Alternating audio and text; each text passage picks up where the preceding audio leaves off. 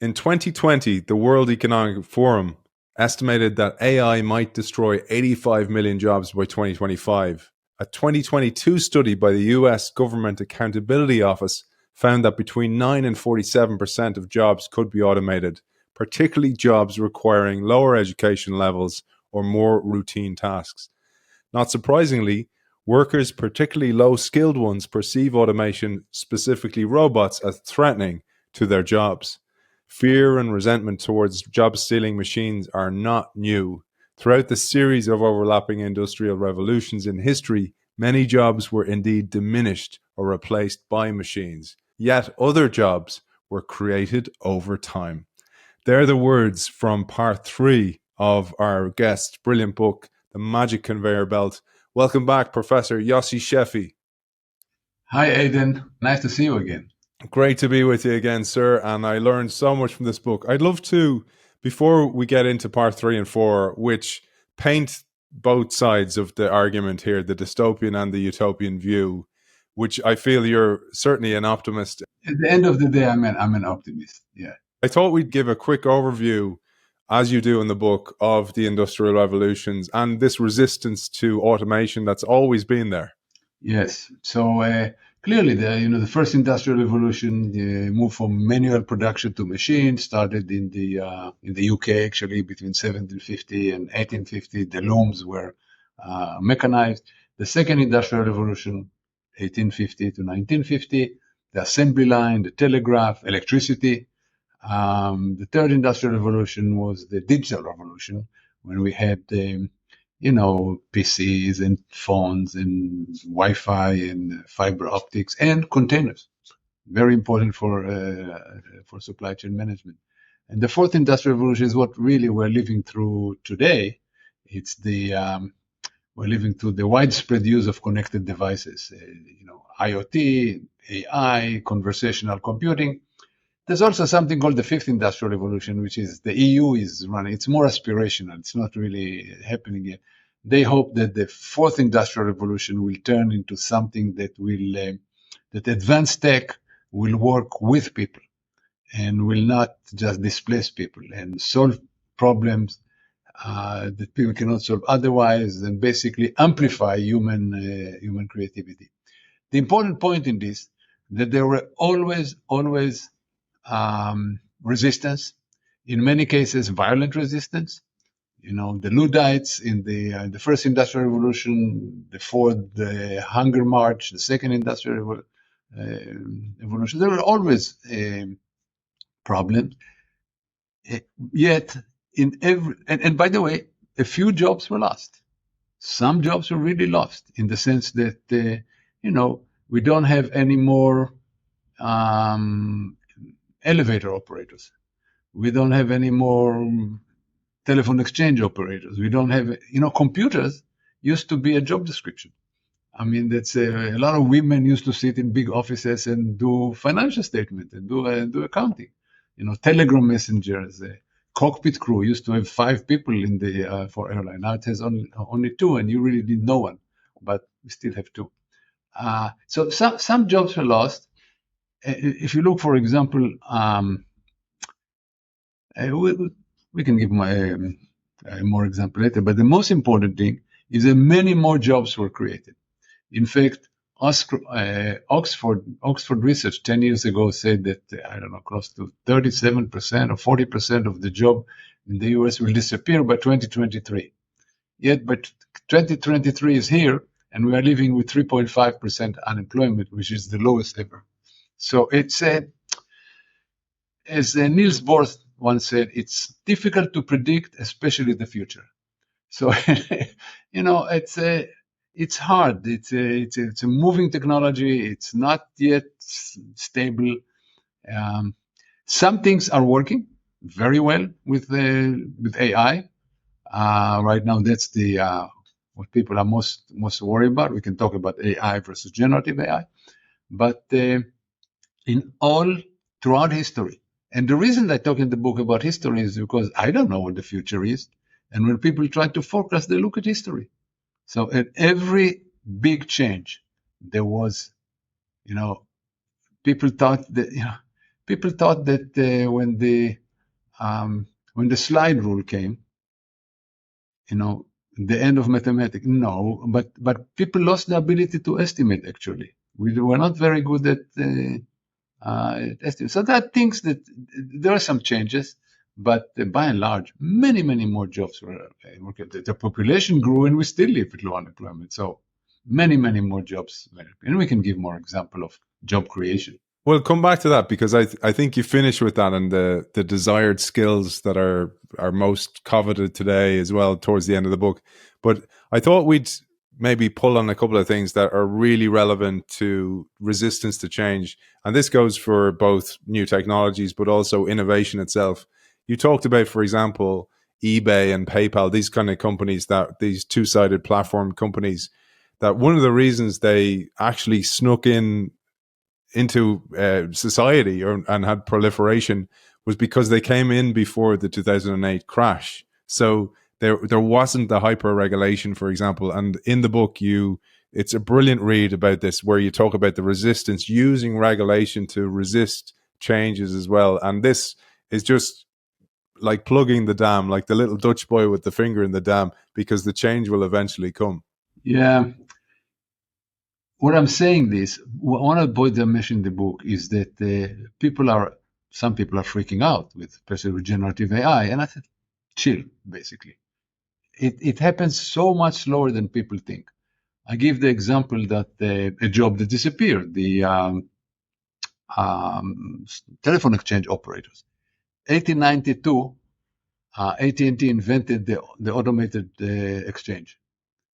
In 1950, there were still 350,000 telephone exchange operators in the United States. Only in 1980, 9 decades later, really the jobs went away. It takes time. It does take time. And it takes time for a variety of reasons. One of them is regulation. Even now, by the way, EU, China, US are all trying to regulate the development of generative AI. And it will slow the development. There are unions who are, in many cases, dead set against any automation, and people who doubt it should compare the Los Angeles and Long Beach ports to really advanced ports like Dubai and Rotterdam and Singapore. The level of automation and the productivity that goes with it is just unmet. But there's another thing that people don't think about, and this is the public acceptance of automation. And the classic example I gave is today's airliner can go gate to gate across the Atlantic. You don't need a pilot. Not too many of your readers, of your listener, will go on a metal box that flies at 35,000 feet over the Atlantic with no pilot. But also, not too many will go on a highway when the robotic trucks with no driver going 100 kilometers an hour right next to them. People will have, and I gave some examples of resistance that actually bore fruit in the United States. Long combination vehicles, a truck that has 2 or 3 trailers, allowed only in very limited cases because of the railroad, which has economic interest to make sure that it will die, fought against it, very effective fight. So all this, there are lots of interests that are against change. As you say, at the end, technology always wins. It always comes in why? Because the company who uses technology or the person who uses technology, at the end becomes so much more productive and so much more efficient that they win, and the others have to join no matter what. So by and large, this happened, but it takes. That in the US, example that came to my head, you can, in most places, you go to fill your car with gas, you fill it yourself. There are 2 states in the United States when it's illegal. It's illegal to protect the workers. So you go to Seattle, you cannot fill gas. It's illegal in Seattle. In 1584, William Lee invented the mechanical knitting machine. He came to, it's called stocking frame. he came to Queen Elizabeth I, so it was a while ago, and gave her a pair of stockings that he made with a machine. She almost beheaded him. He wanted the license to do it. She said, absolutely not, because she was worried about jobs that will disappear. You can think about the first, regulating technology. Now, at the end, of course, mechanization happened and this takes place, but it takes a long time.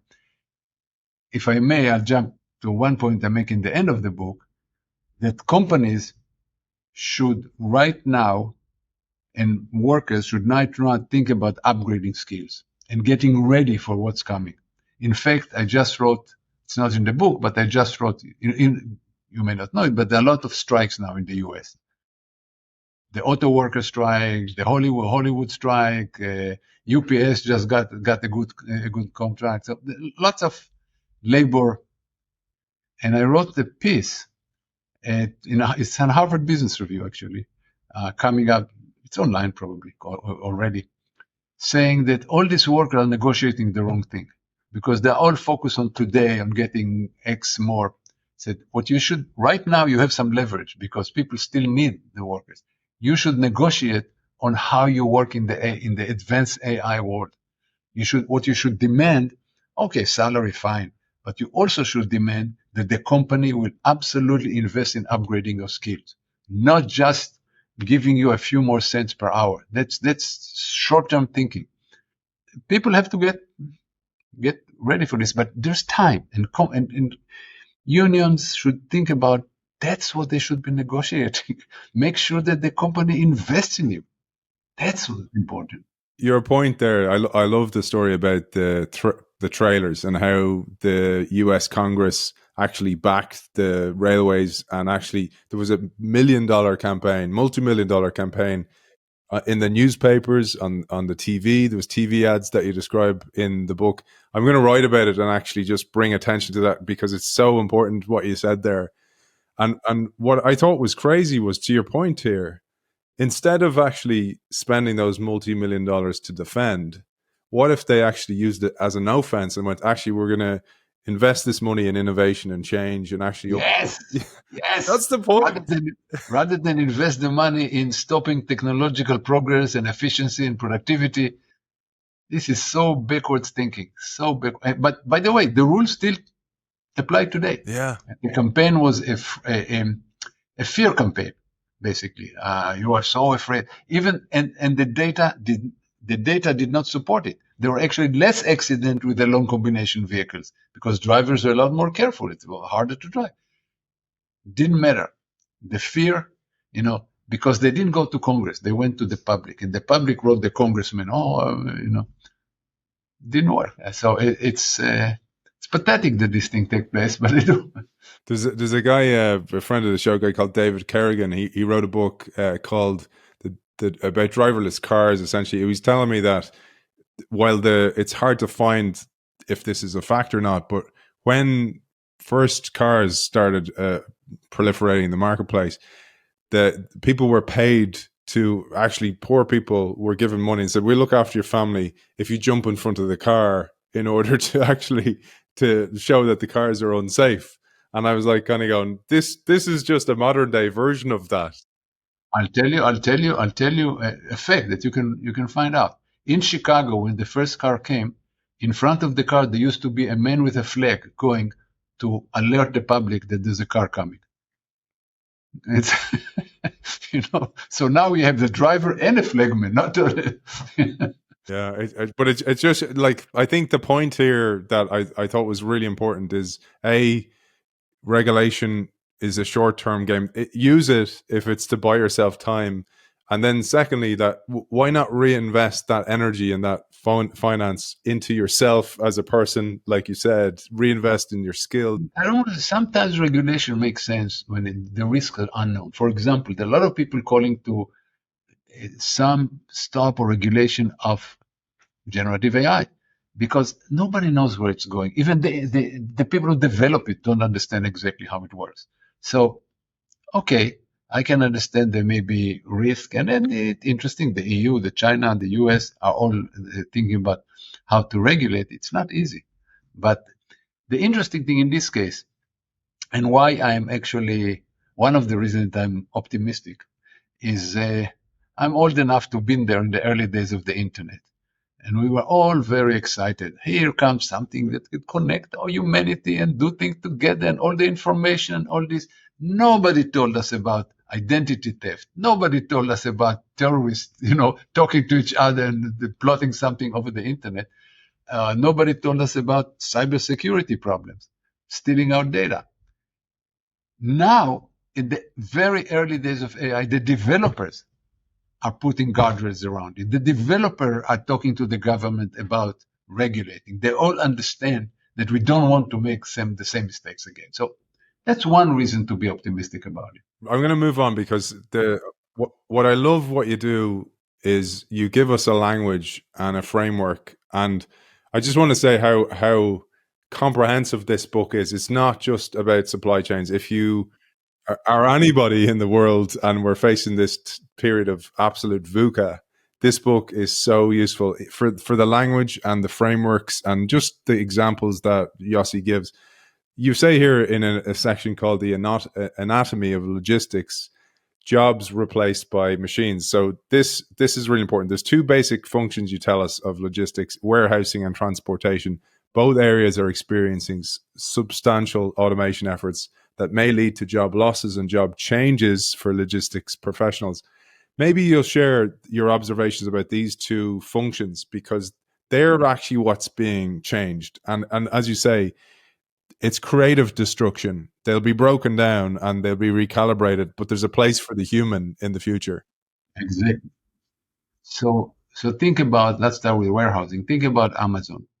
Amazon is in 2017, we started really putting robots everywhere in all the warehouse, and very sophisticated. The robots are taking a whole aisle and bringing it to the person and saving a lot of workers. At the same time, they hire over 1 million workers, and since then, because they do a lot more and things they've never done before. And now they're doing it with the fresh food, and all it works. There's of course some, maybe okay, we'll go to this later. Trucks, we're talking about autonomous trucking, basically. And the question is, how should the workforce be prepared for it? Well, autonomous truck, think about how drones today work, how the US military has somebody sitting in some bunker in Nevada and throwing a missile on some terrorists in Africa. Okay, think about a fleet of autonomous trucks that will be, every 2, 3, or 4 of them will be controlled by one person sitting in air-conditioned room and and having coffee. The trucks, by the way, there are lots more. So first of all, there will be lots more trucking, so lots more jobs. Second, the trucking will go only what's called exit to exit. They cannot go in the city. Cities are not built for trucks to get into. So truck will go to some truck stop. There'll be people working there who will service the truck, oil it, fuel it, whatever. Then probably an electric tractor will come, pick the truck and going to the last 5-10 miles into the city and bring it go. So there'll be a lot of new jobs there. So in all of this, and this just doesn't even talk about new industries. And I have to give one example about what I mean by we don't know how far it will go. So one of the examples of changing jobs was when Ford created the assembly line. So before that, there were a group of people making a group of artisans, group working on a car. They knew all the jobs involved. Changed completely to the assembly line, and workers stood next to the assembly line, did the same job. They do the same screw over and over again, and the cars move around. By the way, the same idea that Amazon had 100 years later: move the work to the workers rather than the worker to the work. But anyway, in the number of workers in Ford went from about several thousand to 150,000 in the heydays of the Model T. So people think, okay, more jobs were created. No, many more jobs were created because cars became a lot less expensive. Because of this, people started, the United States built freeways, hotel, motel, restaurant, the whole hospitality industry, including millions of jobs, exploded. Now, Ford, when he did the assembly, just tried to be more efficient in building cars. He didn't try to build a whole new industry, but it happened. It didn't happen on day one, but over time, it happened. So that's what I mean. It's hard to imagine all the new industry and new jobs that will be created as we go forward with any new technology. So I don't know which new industry will be created, but you can see some of it already. But I'm sure there will be a lot of new jobs and new industry. But people have to be more digitally savvy, that's for sure, and have to be more able to change and be agreeable to change, because jobs will change. They're not going to so much disappear as change. The way you build towards that is really helpful. Like, for example, you go, okay, here's how jobs change. Like, so you say, okay, they're removed, but in the short term, they're removed. For example, you said there, the internet. Nobody thought about the internet years later being cybercrime, fighting cybercrime being a massive job, yeah, like security on the internet. Like, nobody could have perceived that because we couldn't see that far ahead. But you talk about the ways this happens, and this was really useful. So the labels here, for example, de-skilling, scaling, these kind of labels become really useful to be able to get your head around and kind of go, okay, what am I talking about here? So maybe you take us through each of these separately. So the first is de-skilling. So I go to 3 stages you can think about of until job disappears, but just talk about the disappearance, not about the new job creation. So the first one is de-skilling, reducing the need for expertise, which means in some sense democratizing jobs, but they're also allowing lower pay workers to do the job. I'll give examples in a minute. The second one is scaling. Technology that helps operators do their job and do their job better, so maybe require less operators. And finally, it's elimination. It's total automation, impossible in some cases. So some examples of this scaling. There are many examples. I'll give one. The example that I love are the black taxis in London. Of course, to be a driver, you need to go to 4 years studying and do the exam to get what's called the knowledge. Know every street and every point of interest in London, which is an archaic knowledge. And it was considered the toughest exam in the world, the final exam to get it. And it started from horse and carriage, and then moved to the taxi. But then came GPS and Uber and maps, the digital maps, and suddenly everybody could do it. And you didn't know. So this is an example of de-skilling. Actually, there are more people ferrying people around London. The number of black taxi went from about 20,000 to about half, between 8 and 10,000. But there are tens of thousands Uber drivers, and all over the place. Actually, London is one of the places the easiest and fastest to get an Uber. So that's example of this. Of course, the ultimate de-skilling is when you let the consumer do the job. So whether you self-checkout in supermarket or ATMs, when you don't need the automatic teller machine, when you don't need the teller automated, and even today building a website, there are tools to build it. You just build it yourself.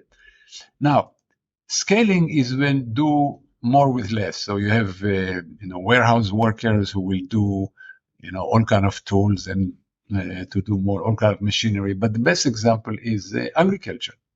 Started from working with hand, working with horses, or then oxes, then tractors, then combines, and now it's automated. There are automated combines that run underneath. You don't need work. Agriculture in 1900, 41% of the U.S. workforce was engaged in agriculture. In 2000, it was 1.9%. So, and it's not like, so some jobs were eliminated, other jobs were changed, but you don't see it. The jobs that were changed are jobs that people who are building these new combines. people who are maintaining these new combines, people who are running the drones who run over the field to find out what's going on. People develop new seeds that can deal with automating. There are sowing machines that check exactly the characteristics of every piece of soil in order to put how much seed to put. The seed had to be redesigned in order to be able to do. So a lot of jobs to get created. Some jobs were lost. The brick-making jobs, working in the hot sun in Texas, were lost. I mean, or at least a lot less of them. So there are all of these examples, and some jobs were eliminated, whether it's elevator operator, exchange operator, telegram messengers, things like some jobs disappear, but mostly, nah. Brilliant. And I pulled out a key point. I just wanted to consolidate the point here, and I thought this was such a beautifully written passage as well. So bear with me for a sec as I read this. It says, what some of the debate about automation possibly misses is that technology will lead to currently unknown developments, some beneficial and some not. For instance, as some examples in this section of the book demonstrate, technological development has resulted in many more jobs than it eliminated. Frequently, the newly created jobs were not even in the industry where jobs were eliminated or substantially changed. They were in new industries that did not exist before. This, you say, reflects the central problem in any discussion of technology and jobs. The lost jobs are known and tangible. One can imagine and sympathize with the people who lose their jobs. The new future jobs do not help those people because the jobs do not exist yet. It is not even known what these jobs are going to be. That absolutely nails the point. And I thought that was just a beautifully written passage, because I fall into that category sometimes, Yossi, as well, where I think it's like a little bit of a game of musical chairs, where we're running out of chairs. The more we automate, the less jobs they're going to be. But I think I'm just falling victim to that passage as well. So bravo to you. Everybody is falling victim. I talk to journalists all the time, and talk to Bloomberg, talk to all kind of journalists, and they're all a little petrified. They say that one of them told me, "I'm on a ledge, Professor Sheffi. I'm on a ledge. I'm ready to jump." I said, "Don't jump yet." I mean, that's because they all think, "Oh, AI is coming. It will be my image with AI." First of all, who would love? You are good-looking women. Nobody's gonna fall in love with a robot. But at least not yet. We're working on it. We're working. It will take a while. But so what should I do? What should I do? I said, look, you are in an industry. This industry will change. There will be, for example, you are writing a script, talking to somebody on TV who was writing script. Said guess what? 10 years from now, you will not be writing script. ChatGPT 15 or whatever it will be by then will write the script. What you need to develop is the ability to critically read the script, to find out what makes sense, what doesn't make sense, what your audience would like, what your audience would look like. You need to develop this, as well as the ability to use ChatGPT to develop a script, as well as, if you want, tangential jobs, not in front of the camera, behind the camera, do the programming. There's a lot of jobs there that will still be there, and you understand them, get to know them more, get how they will change. In short, it's on you. I mean, it's on you, because if your company would not invest, you need to invest in this, and you need to think about where this may be going. You've teed us up beautifully for the next section, which is robots as co-workers, not competition. So this is the idea of collaborative robots or cobots. But I wanted to share this with you. There's an artist I love, a musical artist, a guy called Olafur Arnalds. He's a pianist. And I've talked about him before in the show because he just absolutely nails this point that you're making here. And I'd love you to give some examples. What he does, Yossi, is he has a piano. I've seen him play live in the concert hall here in Dublin. I'd love to have you over here someday and bring you there. It's beautiful. But he has three pianos. Two of them are automated. And what he did was he got a friend who was a computer programmer to hack an old MIDI synth. So this thing that what it was developed for was to be able to play with a piano, be able to play any kind of synthesized sound. So this device, and he hacked it, and he used it to basically, when he plays the piano, he said, I'm a classical pianist, and if I'm taught that I play an A and then I play a G minor or B, whatever, I don't play the piano. So whatever that sequence you're taught as a human, he says, I've programmed the pianos, the two of them, to bring me in a different direction that I would never have thought about before. And he said, it's what it does next. It's because I play a key and then it plays this beautiful sequence that it makes me think, I never thought about that before. And then I'll play in a different way. And I said, that's exactly what the point Yossi's making here. It's where it brings you, but you have to be open to that. Exactly. And by the way, this is the aspirational side of the fifth industrial revolution that the EU is talking about, is increasing creativity, actually. And this is a perfect example. Now, we talk about what are the key qualities of humanity that it's hard to imagine in any short, medium run that computers can. So first of all, humans live in the physical and social world. They can understand context. The machine can understand what's in front of it and do, if this change, they can do this and that, but understand context. That now what they do is irrelevant. For example, because we're now going towards a recession, and we have the machine that does automatic ordering, and now the whole demand is going to change. People are going to go to value rather than stuff. People have moral code, machines don't, and you can try to program it, but it's always kludgy. People can adapt. People can coordinate. People can. If something happen, I in one of my previous book, talk about during the COVID. I wrote it called the new abnormal. I wrote about how I had many examples of companies collaborating with competitors. I mean, that's hard to, and based what? Based on trust, that people knew each other. They went back to business school together. They were in the military together. Two CEOs, they knew each other, and without lawyer, in the American context, to say without lawyer is heresy, but immediately, within days, thousands of workers and trucks were moving from one company to another. There was unbelievable cooperation between the people who developed the vaccine. I work with Moderna next. A lot of people cooperate. People have the creative drive, which actually can be enhanced. Hence your example with the parents. Absolute example. Because people live in many worlds and they can take from one world to another. And when you talk about the business, one cannot imagine negotiation and collaboration done automatically. If you have to get a supplier in China, you're going to fly there, negotiate like hell for 2 days, and then go to dinner and talk about your kids and talk about your spouses and become friends. And that's how business is done. My point is supply chains are social networks, actually. The ultimate social network, because they happen between people. And then there's a question of risk tolerance, the machines.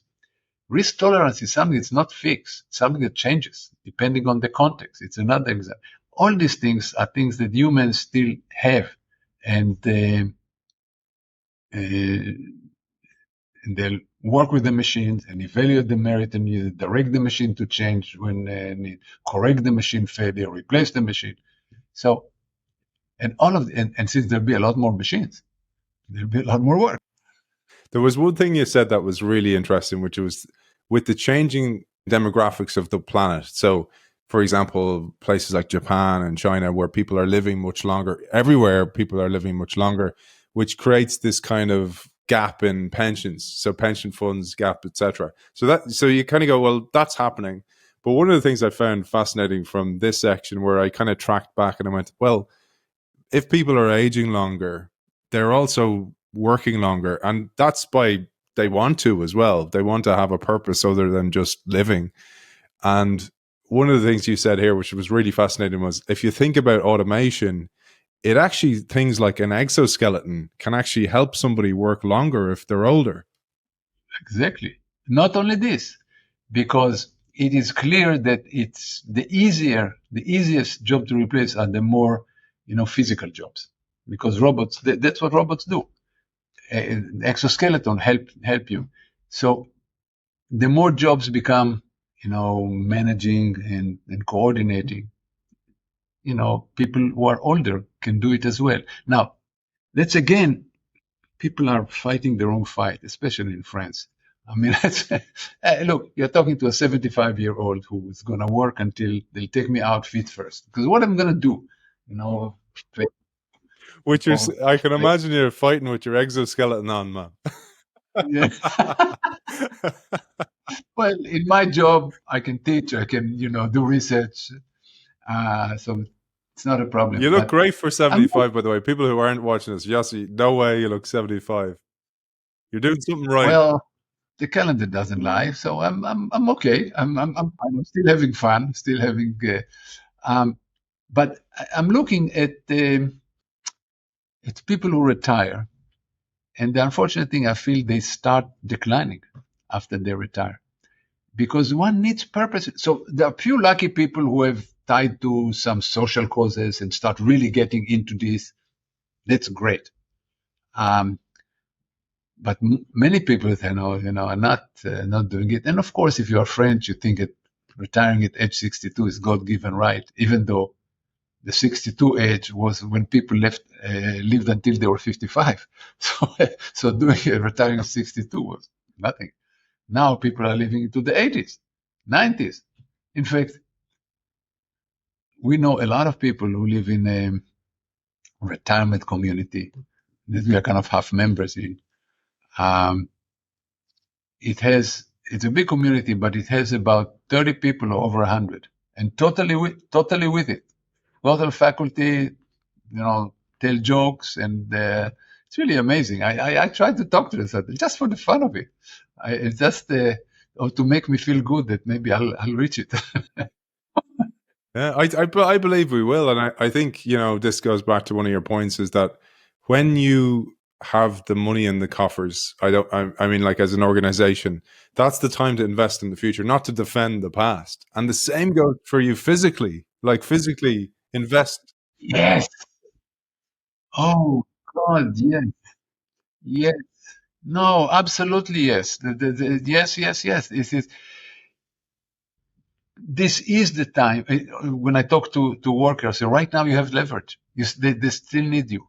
Make sure that the next labor contracts say that they have to upgrade your skills. Must. It's part of the deal.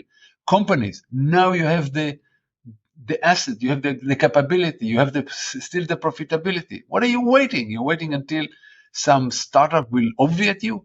I mean, that's where you play defense and you lose. Uh, it's the time, but we all know it. We all know people who stay in the job for too long.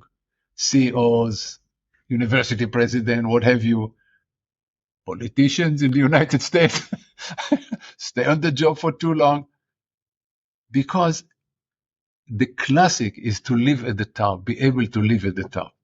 But it's difficult. I sold one of my companies to Ryder, and the CEO of Ryder, when we retired, the CEO of the part of the company that bought me, uh, retired, and I asked him, Larry, what does it feel when you retire? Because you were, big cheese and all of this. He said, you know what's the worst thing? People stop laughing at my jokes. My wife never laughs at You my get jokes, so I'm okay. no, people get used to people around them. People laugh at all their jokes. People do whatever they do. It's hard to live, but living on top, it is such a skill, the ability to know when it's time. It's always time before you think it's time, I think. And I Exactly, I exactly. maybe we'll finish on because we're on a positive note, and I think what you said there is just, if there's one thing people take out of this show, it's that it's realize to invest in yourself. Like, even to the point of, you see people, I've been that person, so busy thinking you're so important in your job, and then you Yeah, lose your network, all those things, and then you're finished and like, what do I do now? what happened? What? Look, I know. I started having this when I started realizing that my students know certain things that I don't. So I had to take a course in Python programming. I mean, just to get myself at my age, I cannot allow myself to become irrelevant. And if I don't speak the language, I don't need to be a computer scientist suddenly, but I need to understand. I need to understand what's involved. So I'm doing research into AI because my students are all using, machine learning, generative AI. I need to be into it because otherwise I'm irrelevant here. And that's a beautiful way to say that. The last part, and I'm skipping loads here, by the way, I have to say, 3 and 4 are full of great research, great studies. All the references are there at the end of the book as well. It's a great resource for the latest studies and drawing the points out of those studies as well. But you mentioned the Future of Jobs report that came out in 2020 by the WEF, the World Economic Forum. It kind of gives 10 jobs that are the sharpest decline, and then the 10 jobs they expect to be the sharpest increase in demand. And maybe we won't go through all the 10 points, but from your overview, from your feel, your finger on the pulse of society and from the job market, what are you seeing are the most desired jobs, the types of people, the types of skills that they'll need in the future? Okay. So first of all, since I'm a university professor, all my friends come to me when the kids have to go to college. And my uniform advice, almost to everybody, unless you are, win the, Westinghouse Mathematics Prize and we're going to be starred at MIT. My advice is don't go to college because no AI will replace a plumber, an electrician, a builder. So go to a trade school. That's absolutely my advice. Uh, don't go to college to study, ancient history, because you come out of it and ChatGPT will write the paper better than you can, and will deal with more resources than you can do in your lifetime, and will do it in 1.2 seconds rather than 4 years of college. So I'm trying, but of course there's the go against the grain because all my friends want to be.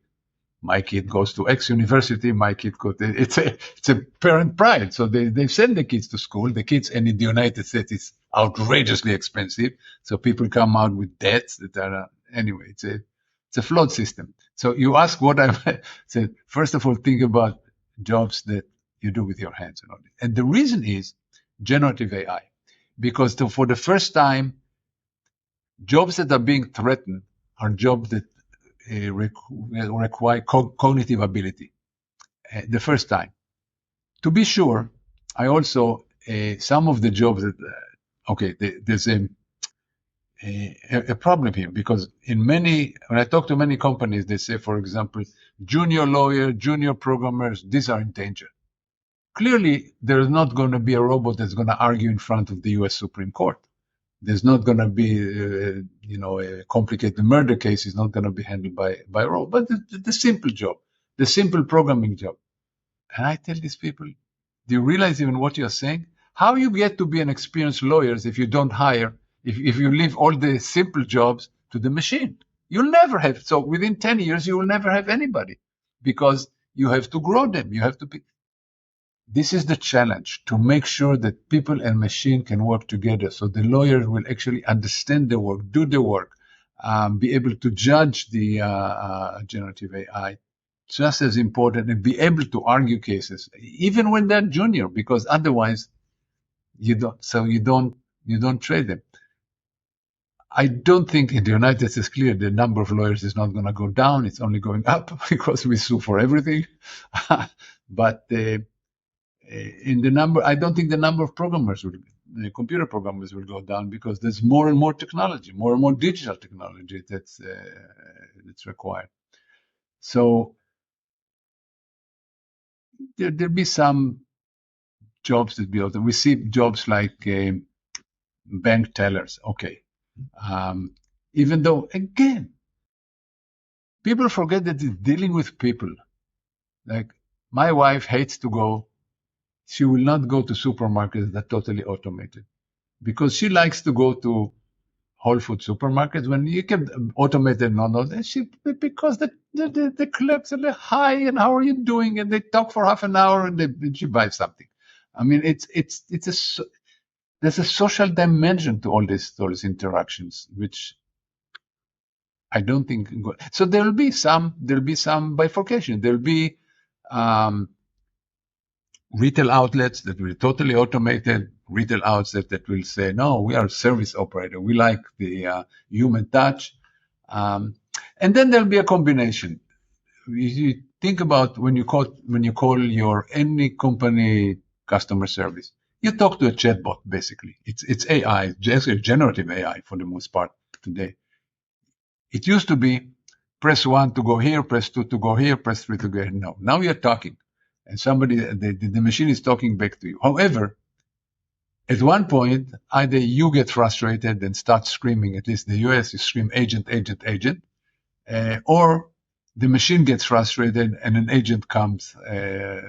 So this is one of the combination. When the machine does a job but monitored by a human, when the machine runs through its ability, a human comes up. It's a special case that you need. So there are many modes of operation. And by the way, this mode of monitoring and getting involved when something happens is a very important future mode of operation. You need to understand what the machine can and cannot do. That's the upgrading. And you need to be able to do the job and solve real complex problem or problem the machine cannot solve. But I see a lot of jobs in the future. Different jobs, but a lot of jobs. I'm going to pull one last little excerpt, a little sentence here that I think just encapsulates it, and it'd be a lovely way to finish this series. And I want to thank you for your time and investment in this. I know your time is extremely valuable. And I'm going to come to you maybe for your final thoughts or your final message to our audience, because this book is about much more than a conveyor belt. It's about much more than supply chains. It's about the supply chain of humanity, the supply chain of spaceship Earth. And I really felt that. And I think this, for me, this little excerpt encapsulated. You say here, while computers may be masters of the digital world, the fact that humans live in the physical and social world gives them a superiority in several areas applicable to supply chain operations and management. Whereas a piece of software dutifully executes its algorithms without exception, people can spot an exceptional change or a problem that requires implementing new processes. Beautiful, beautifully written, man. That nails it. So what's your final message, Yossi, before we wrap up for our audience? Final message is that change is coming. It's going to take more time than people think. Both people and the writers of the codes have to adjust to the environment that people and machines will be working together. The codes have to be designed differently to make sure that it can take continuous input from the human. Humans have to change their mindset and be able to interact with the machine all the time.